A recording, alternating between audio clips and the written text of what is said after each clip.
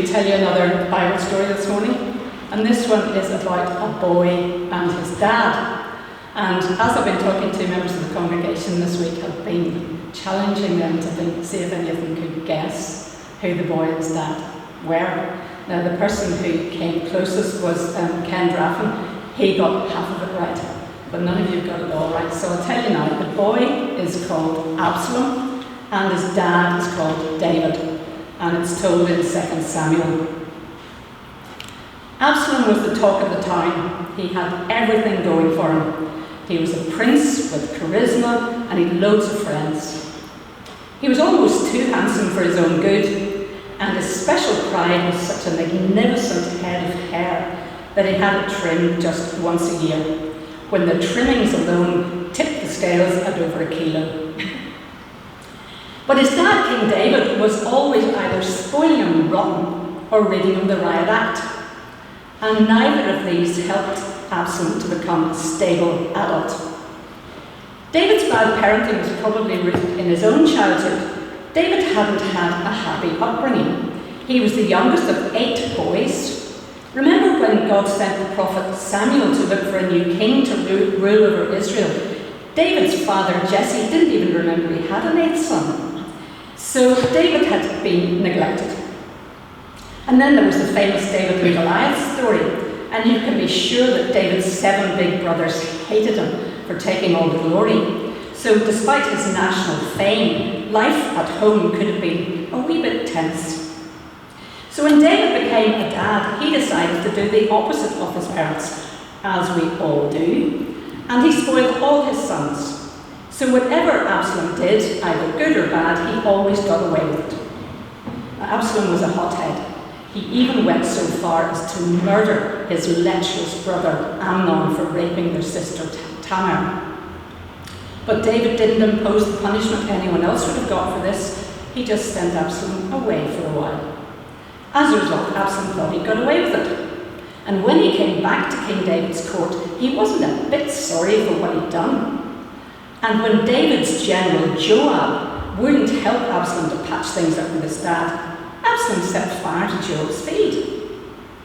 Now the problem was that all the people in Israel found this kind of daredevil stuff irresistible, and Absalom began to enjoy their admiration. He thought he was untouchable, and he designed a strategy to undermine his father's authority by acting as the people's judge.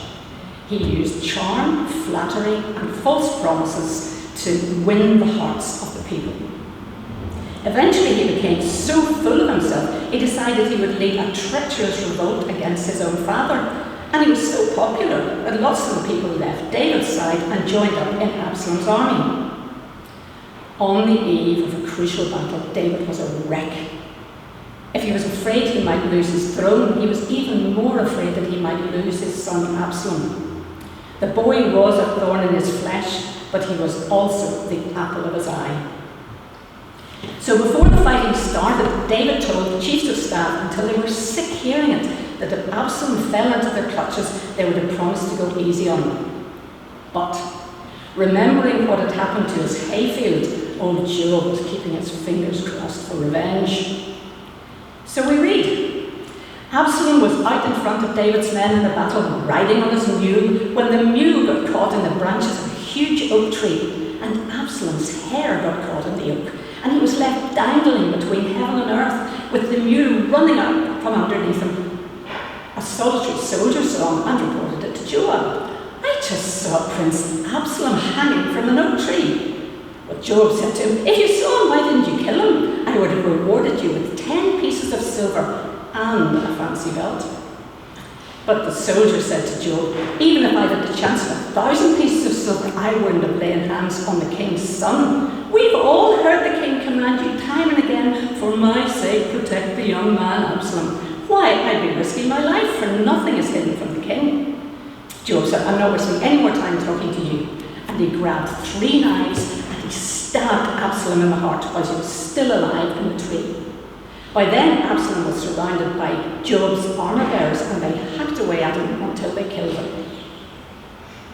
Joab then blew the ram's horn trumpet, calling the battle to an end. They took Absalom down, dumped him in a huge pit in the forest, and piled an immense mound of stones over him. When they returned home, they broke the news to David, and it broke his heart. Just simple as that. And he cried out in words that have echoed down the centuries ever since. "Oh, my son Absalom, my son, would I have died instead of you, oh Absalom, my son." And David meant it from the bottom of his heart. He meant it.